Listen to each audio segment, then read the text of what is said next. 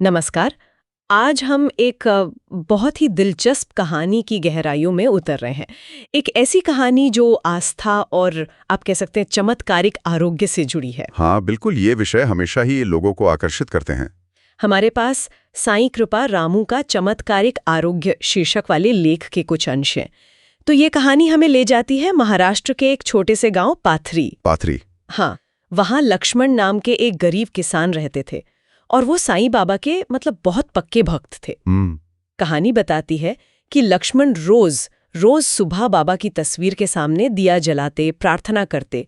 ये उनकी दिनचर्या थी। अच्छा। लेकिन एक बड़ी मुश्किल थी। उनका बेटा रामू वो बहुत बीमार था, गंभीर रूप से बीमार। डॉक्टरों ने भी आप समझिए लगभग उम्मीद छोड़ दी थी और फिर इलाज के लिए पैसे भी नहीं थे। ये तो बहुत कठिन परिस्थिति है। अक्सर ऐसा होता है। हाँ, लक्ष्मण की उम्मीद जैसे टूट रही थी। और यहीं पर देखिए, अक्सर हम देखते हैं कि कैसे मुश्किल हालात में आस्था एक बहुत महत्वपूर्ण सहारा बन जाती है। खासकर जब पारंपरिक रास्ते जैसे डॉक्टर इलाज या पैसे वो सब बंद नजर आते हैं। बिल्कुल सही।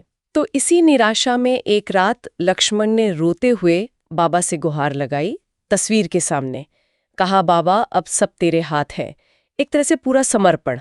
हाँ, ये समर्पण का क्षण बहुत महत्वपूर्ण होता है ऐसी कथाओं में, जब इंसान अपनी सारी कोशिशें छोड़ देता है। और यहीं से कहानी एक कह सकते हैं दिलचस्प मोड़ लेती है। हाँ। क्या हुआ फिर? उसी रात लक्ष्मण को साईं बाबा सपने में दिखाई दिए। सपने में? अच्छा। सपने तो वैसे भी अक्सर आस्था से जुड़ी कहानियों में एक माध्यम बनते हैं ना, जहां लगता है कि कोई दिव्य संदेश मिला है। हाँ बिल्कुल, शायद इसलिए कि नींद में हमारा तार्किक मन थोड़ा शांत हो जाता है। हो सकता है। तो बाबा ने क्या कहा सपने में? सपने में बाबा ने कहा, घबरा मत, तेरे आंगन में तुलसी के पास जो मिट्टी है। तुलसी के पास की मिट्टी? हाँ, उसमें मेरी कृपा है, उसे पानी में घोलकर अपने बेटे को पिला दे। ये तो बड़ा अनोखा निर्देश है। तुलसी और मिट्टी।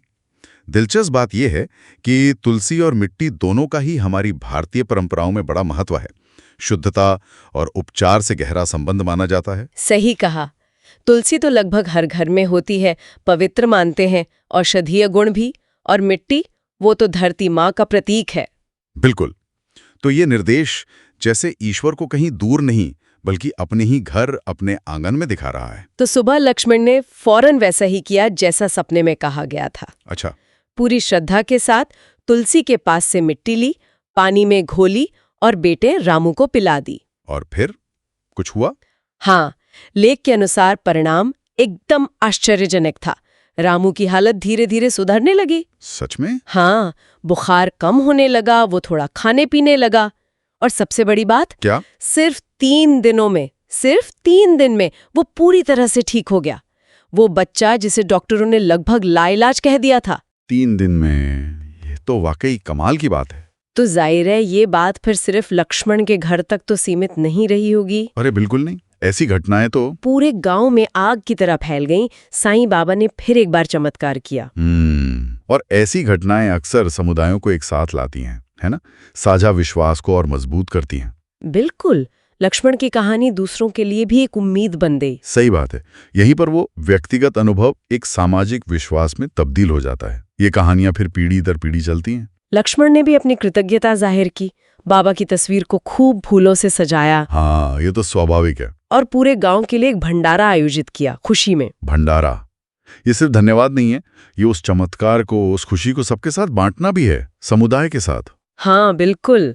और लेख कहता है कि उस दिन से हर साल वो दिन गांव में साईं चमत्कार दिवस के रूप में मनाया जाने लगा।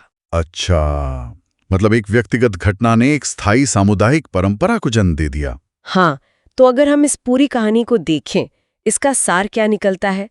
एक गहरी आस्था है, एक निराशा का चरम क्षण है, फिर सपने के जरिए एक दिव्य या कहिए अनोखा निर्देश मिलता है, और फिर एक ऐसा परिणाम जिसे चमत्कार माना गया।